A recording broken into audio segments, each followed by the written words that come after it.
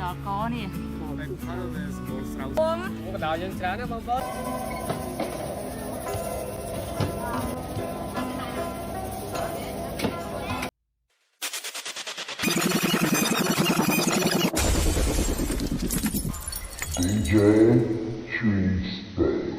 well done, well done. People, why? There's some Chinese restaurant in Jamaica and some restaurant where you eat something out there and when I eat. Nowadays, I'm going to show you some food where nowadays present the people eat and things are chicken. People eat rat and things are chicken. Alright? People eat dog and things are beef or mutton. I'm going to write that right now. So I have to show you a little example of what I want. See, in the Chinese culture, everything when they cook in a restaurant have to do with some animal we're going to eat. And when they prepare it, they put all kind of spice on them thing there and fry in the right way. And when they serve it in a restaurant, go and bite. See, I'm going to show you some things in the roll now where people are done with food we are eating and put on the belly. But before I read to that, I want to like and subscribe my video and tell me how it go and let some comments and any comments here.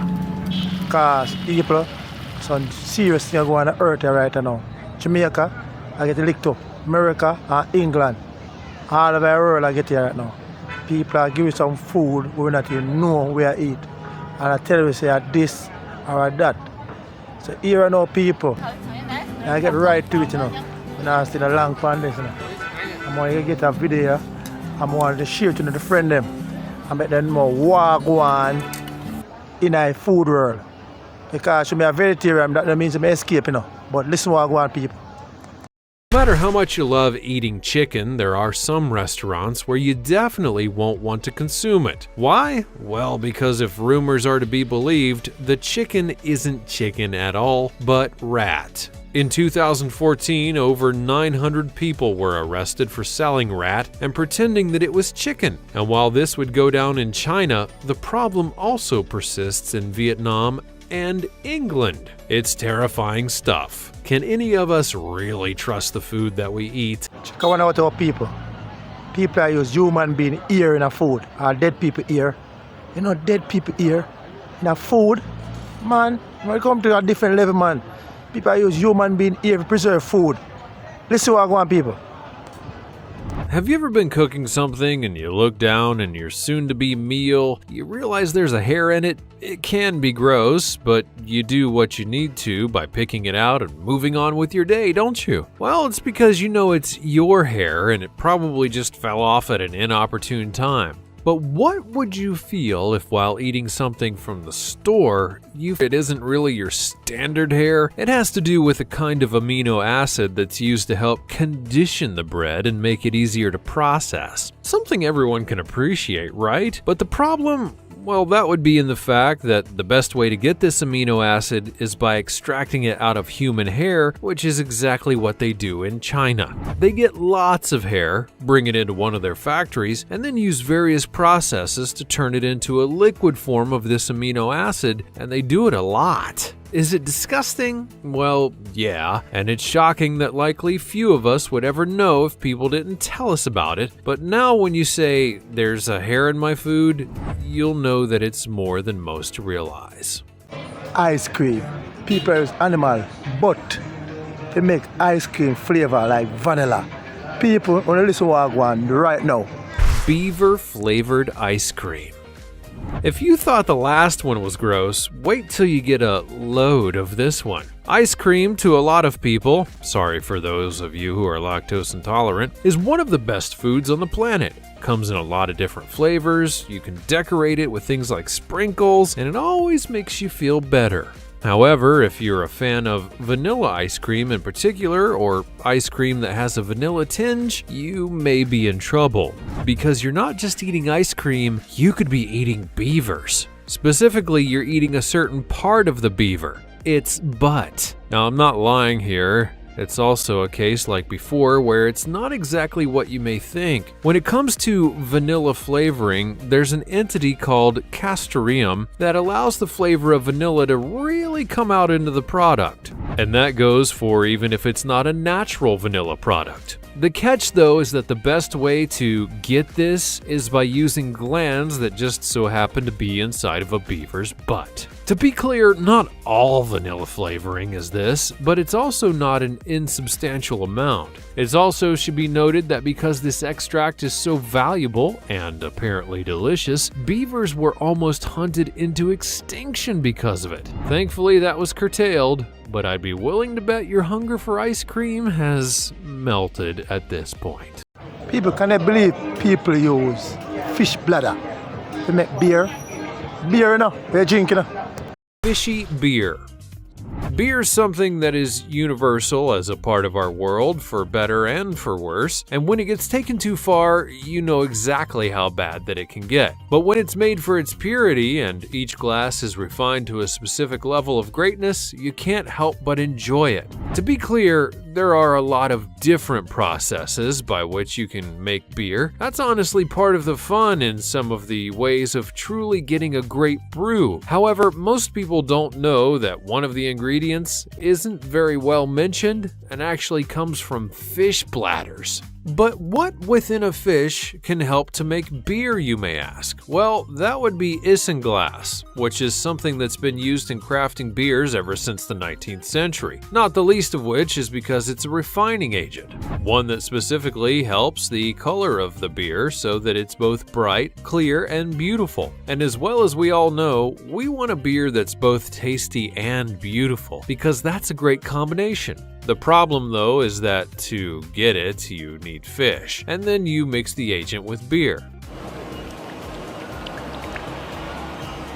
Problem part 2 is that many people are on a regimen of not eating anything that's associated with fish, so there's been an outcry to remove isinglass from brews and find a new alternative, especially since apparently it removes the taste from beer, and who wants that? You want to know people, you know tar, we're going to street like Barber Green, you go up on road, and dye, you put in ear and call it tar dye. You put in a Pepsi, you know. If you drink, you know, you walk one people. Coal tar dye.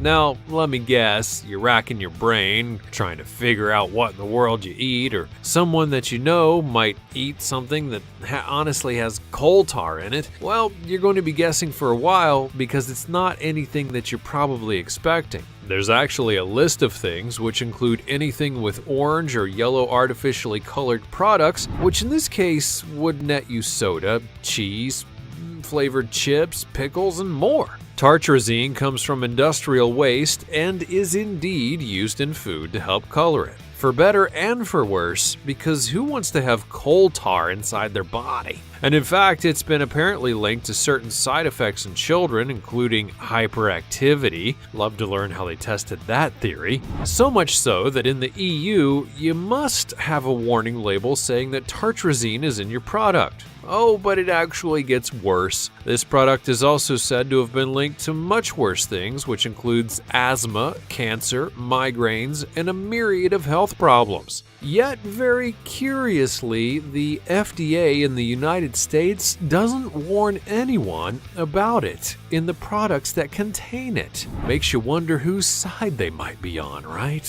It's only I get worse. People are use insect. You know, insect like bug and them thing there. To put in a ice cream, to flavor it up, you know, and shake. Can I believe that? Bug dye.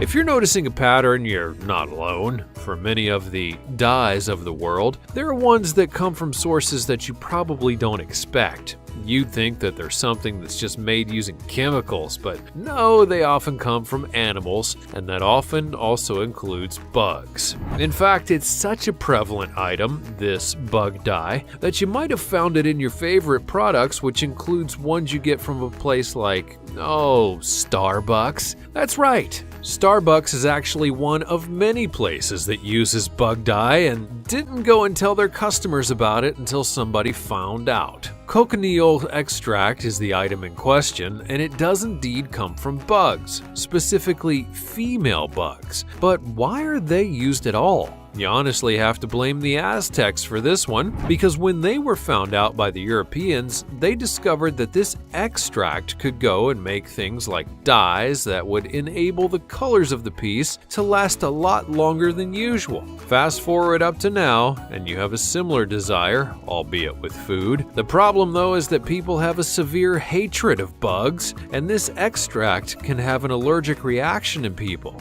So thus, Starbucks, among others, slowly began to phase it out. Nuggets. You know nuggets? Things you're getting at like McDonald's and KFC, a chicken tick, something there. Alright, maybe 50% of it made by animals. And the next 50% made by wicked chemical making labs.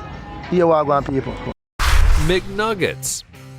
Now, let's all be honest with ourselves here for a moment, okay? Are you ready? Are you ready to be honest? When it comes to McDonald's, they're not really exactly the most straightforward of people in terms of what they do and the processes in which they make their food. Just look at the ice cream machine.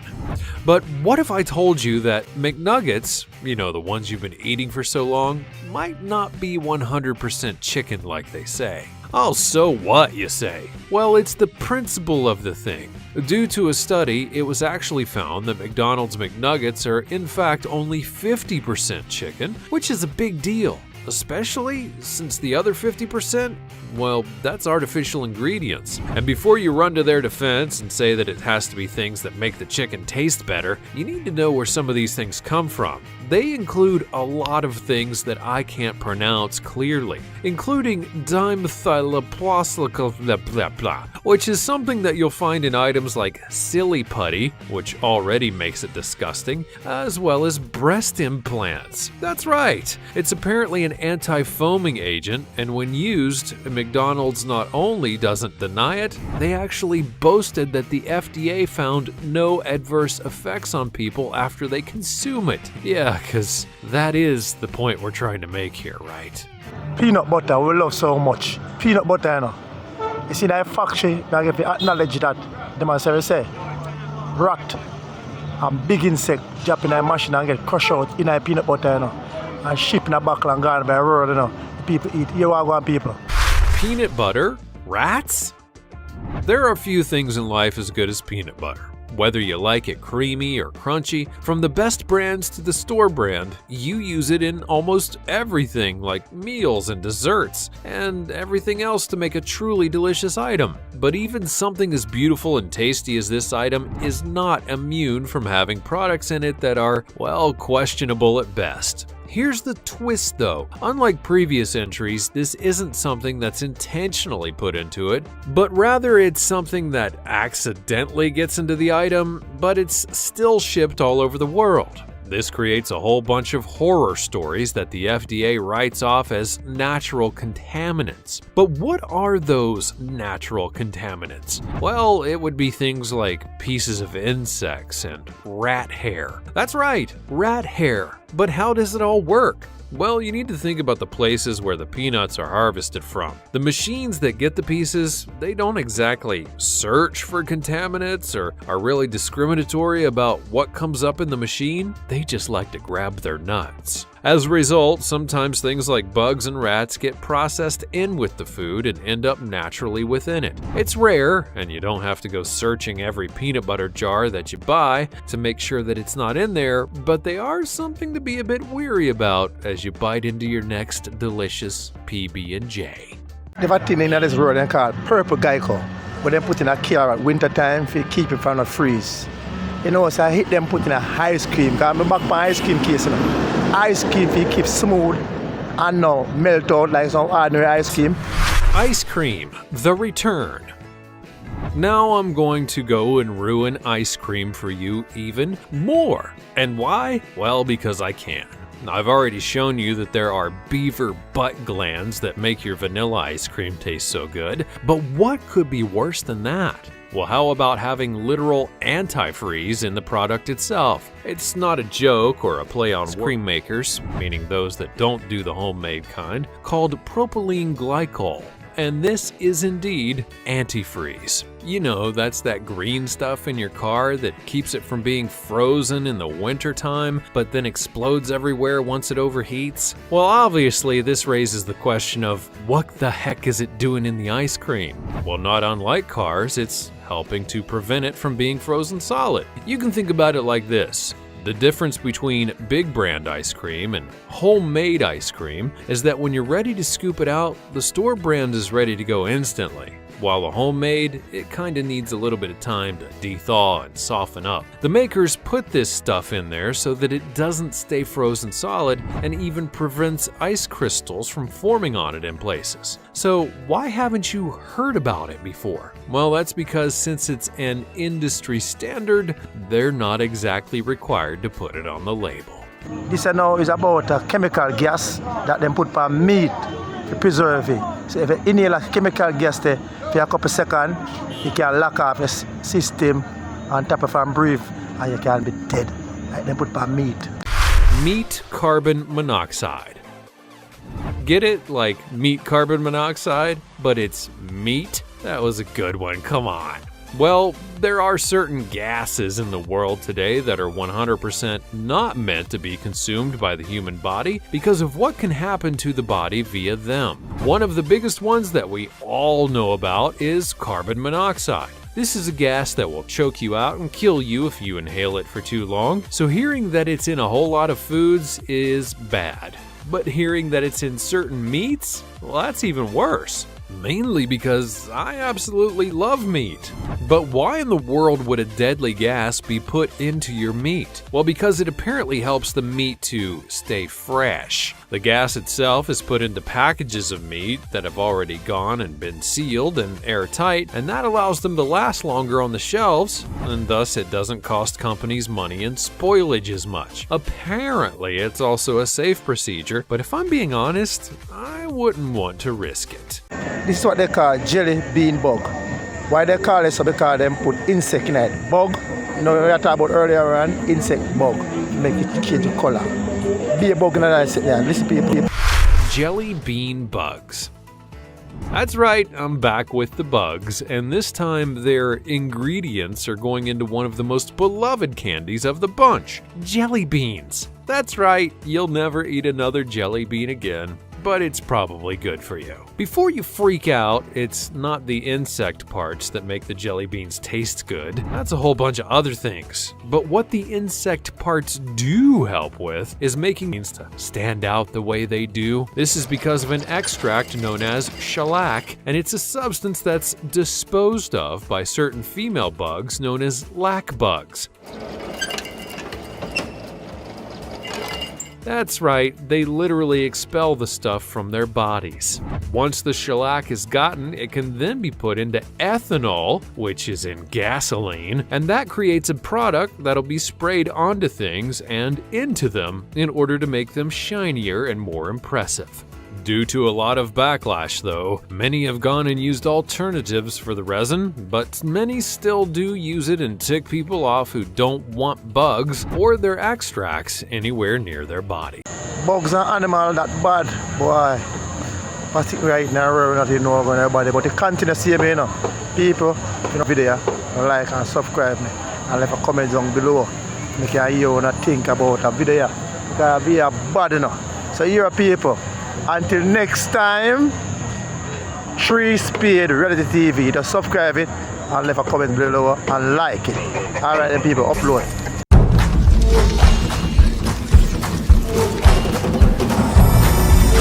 I'm here to keep them bad for it and plug. You're the DJ 3 Spade.